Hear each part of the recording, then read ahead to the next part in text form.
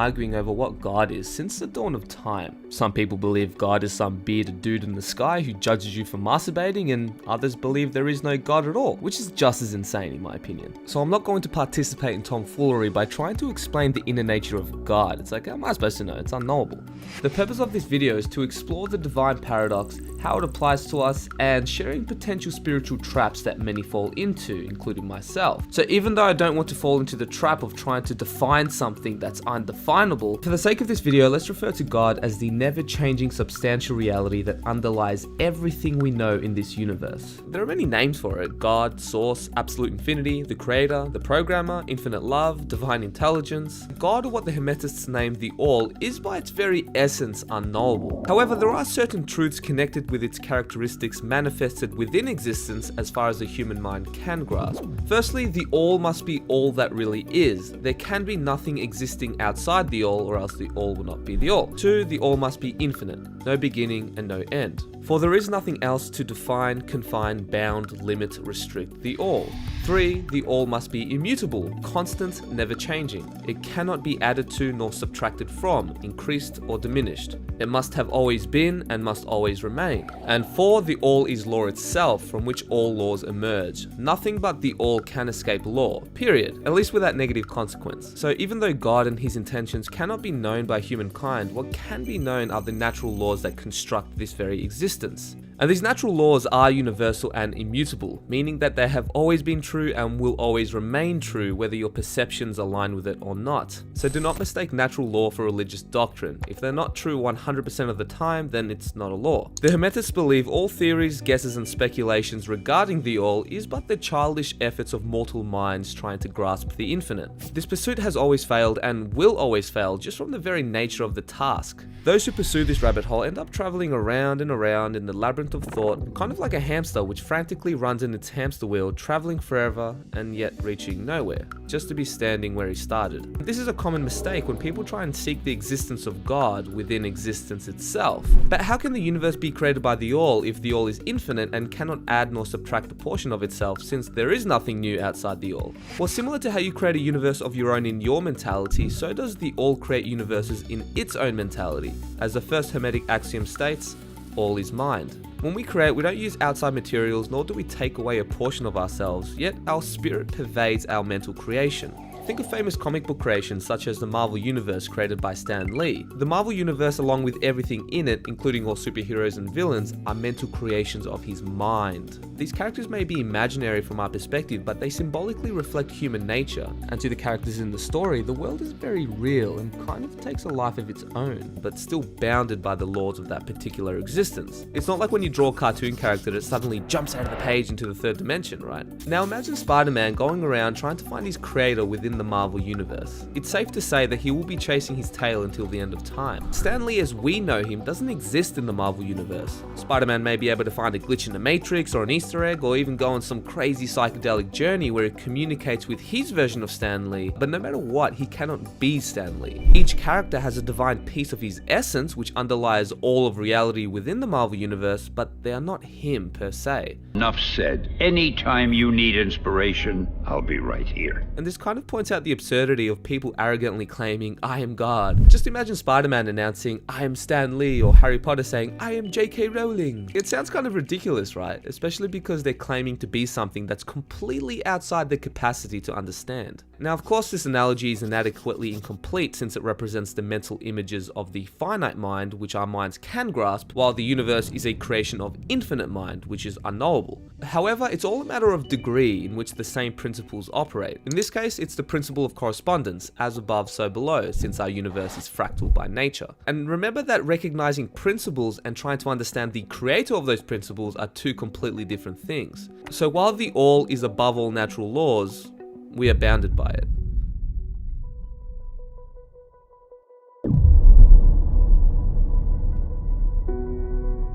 The all is in the earthworm, but the earthworm is far from being the all. As many of us know, the universe is full of infinite paradoxes and contradictions, but the masters have learned to recognize and reconcile paradoxes by understanding both sides of polarity, the relative and the absolute. Absolute truth is things as the mind of God knows them, while relative truth is things as the highest reason of humans understand them. And like everything in life, it is and it isn't. Same, but different. It all just depends on which viewpoint you are looking from, so beware of half-truths. From the absolute perspective, compared to the all, the ever-changing transient universe, which has a beginning and end, must be unreal and illusory, a mere fleeting dream made up of controlled hallucinations. However, to the finite minds which make up this relative human experience, the universe is very real and must be treated as such. Just because you acknowledge the absolute view, it does not give you a magic pass to be immune to all natural law and phenomena of the universe. Because just remember, you are not God, you are of God. The universe and everything in it is an expression of the all, and whilst we can have a perceived experience of unifying with God during certain states of consciousness, this does not mean that you are the big dog himself.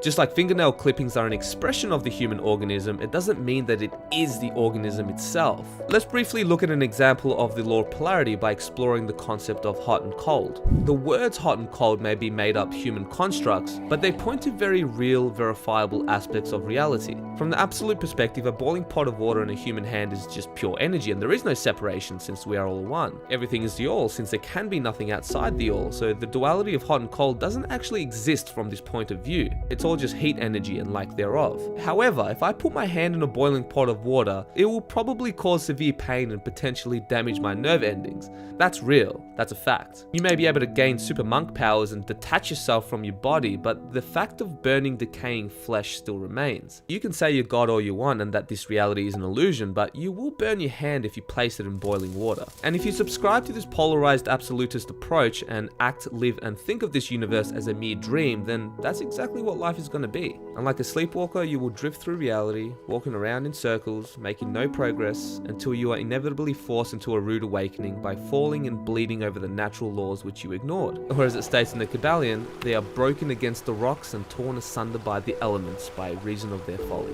Even though your true nature is a divine expression of the all, you're still bound to a physical body. So it may be wise to humble yourself and learn to recognize how these laws operate instead of thinking you're above them. Otherwise, life will eventually hyperslap you back to earth, no matter how wise and enlightened you may be. Perhaps children of God, or God with a lowercase g, since we are creators of our own reality, but you are far from being the all, at least during this lifetime. The very fact that you are having a relative experience implies that you cannot be the all, since it's formless, yet it's still inside you. That's the divine paradox.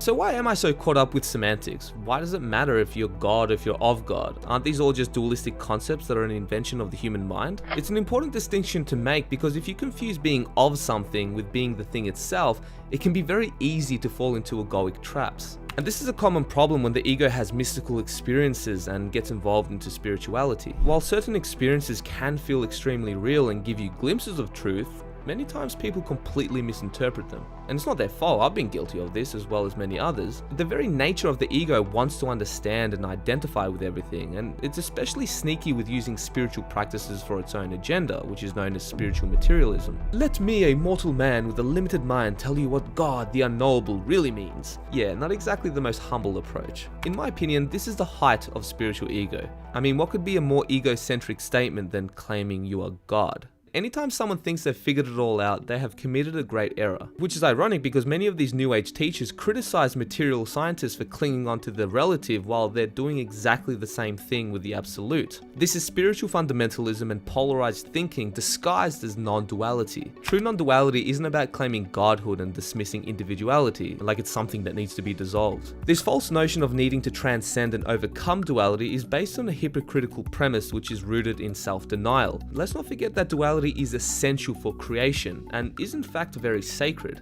So while this pre-Advaitic model of non-duality may seem convincing at first, this perspective lacks imagination and the necessary self-knowledge. We are committing a great error when we attempt to deny the existence of reality in the relative aspect. We may deny its mastery over us, as we all should, but it's not wise to ignore it completely. Some of these teachers will even go as far as saying that the only true way to understand and experience God is by smoking a psychedelic toad secretion. But the issue with this line of thinking is that this quote-unquote God experience is still filtered through a subjective mind which gets interpreted differently depending on the individual. One of the ways in which potent psychedelics work is by hijacking your nervous system and amplifying your state of awareness and ego, which isn't necessarily a bad thing, it really just depends on how you interpret and integrate the experience. Our bodies unchanged, yet our minds have lived 1,000 lifetimes.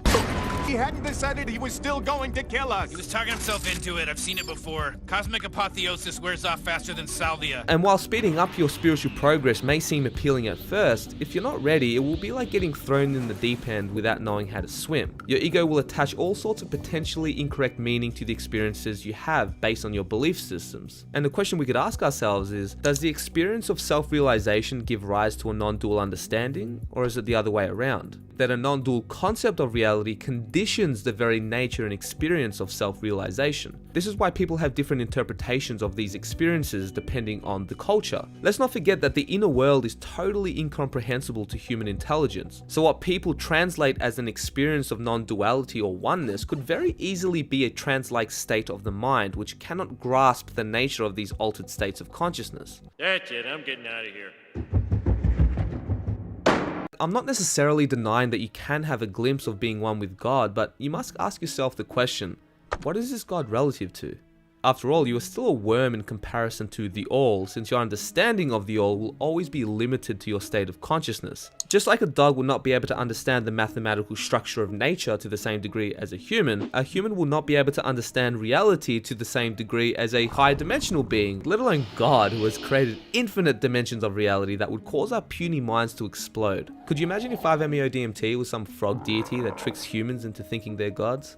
Silly humans. Which kind of sounds familiar to the snake deceiving Eve to eat from the tree of knowledge and telling her, ye shall be as gods. Now, of course, I'm not saying this is the case per se, as no one really knows. I'm just making up a silly example here. But I don't think it's too far-fetched to recognize that there is a lot of deception in reality in our perception of it. I mean, how many times have we enthusiastically bought into an ideology because we were totally convinced at the time, but then we ended up getting completely disillusioned as time went on? Man, life can be a rough road full of trial and error, which is exactly why you must stay vigilant and have your wits about you, especially about what teachings you follow. And please forgive my skeptical mind by asking, what benefit would I get for believing that I am God? After all, you must take into consideration the many ego mechanisms that operate within our minds, such as confirmation bias and cognitive dissonance. So first of all, believing this would remove all responsibility, since reality is just a meaningless hallucination and I get to make up my own morals without suffering any consequences. You know, since it's just a human construct and I'm not really human.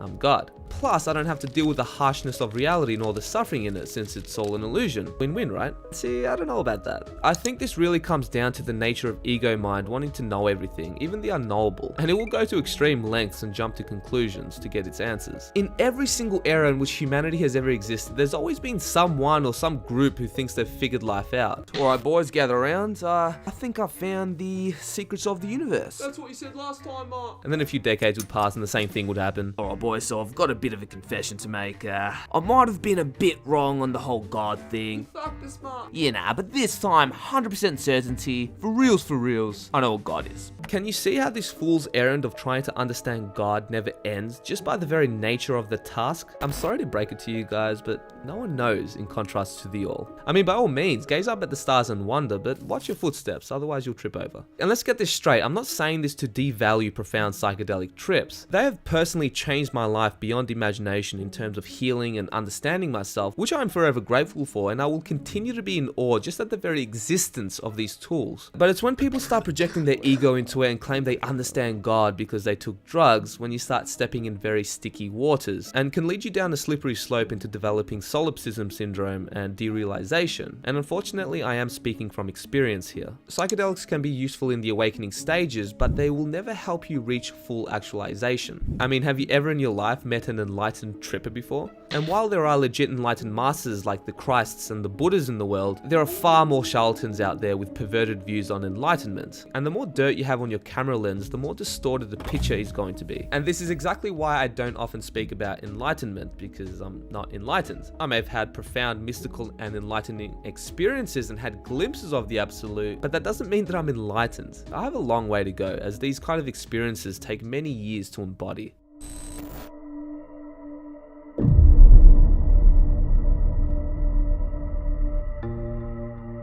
This is the divine reality in many ways. After all, it's only in the relative plane where things actually happen, literally. This is where the divine gift of consciousness expresses itself in infinite degrees and where everything comes together, which is a freaking miracle to witness. We are ineffably lucky to be here and even have this experience at all. It's the separateness of reality that's illusory, not life itself. And if everything's God, then shouldn't you treat this reality as a divine gift instead of denying it? Wouldn't that be denying God? Why do I get the feeling that if this reality was 100% blissful and free of suffering, that life being a meaningless illusion would never arise in a human's mind? It took a lot to break down these paradigms and acknowledge certain harsh truths of reality. So I don't mean to sound righteous or derogatory, as I can only speak from experience. Like, I get it. It can be a massive burden living in a transient reality and all the human suffering that comes along with it. And some people get dealt very unfortunate cards. There is an unfathomable amount of deep pain and suffering on this planet, which happens on a daily basis, and it's tragic. If you were to tap into just a glimpse of the collective suffering of humanity and how infinitely deep it goes, you will be horrified and probably scarred for life. It may not be real to you, but it has very real consequences for humanity, since we are all connected and basically one big organism. But don't get me wrong, this reality is a mind-blowing divine gift in every sense of the word when you tap into your true nature. But I wish my loved ones didn't have to die. I wish I wasn't in a decaying meat vehicle in this insanely messed up society.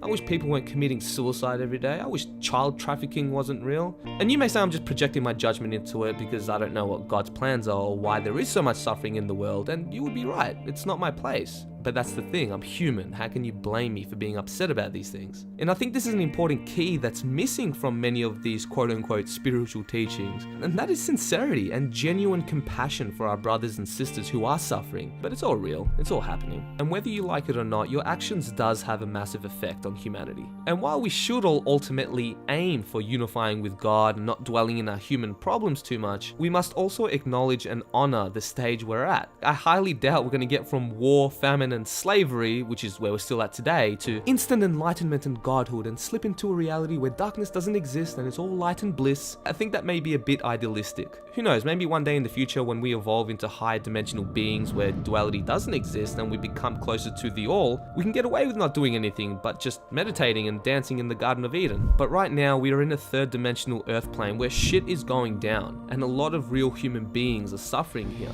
And when you preach new age ideology and promote inaction and pseudo-spirituality, you are ultimately contributing to more ignorance, which leads to more suffering. I don't think our job in the universe is to deny its existence, but to live and do the best that we can under the circumstances that rises from each day. This whole cosmic school, which we call Earth, is all about growing, learning, and expanding your awareness and using this to serve this giant organism we call humanity. If there was no purpose to all of this, then we wouldn't be here with the innate drive to grow and expand. Meaning is scattered everywhere in the universe. It's up to you whether or not you want to recognize it, to see God within all, and even more importantly, to serve God and spread light and knowledge onto this dark world that has forgotten its divinity. Selflessness is not about becoming enlightened so you can ignore the sufferings of the world. Selflessness is about having perspective, and the only way to have true perspective is through love. Love is unification and God is the ultimate unifier. The whole purpose of spiritual development is really about the recognition, realization, and manifestation of the spirit within us, our true nature. This is about returning home to the kingdom of heaven within, back to God.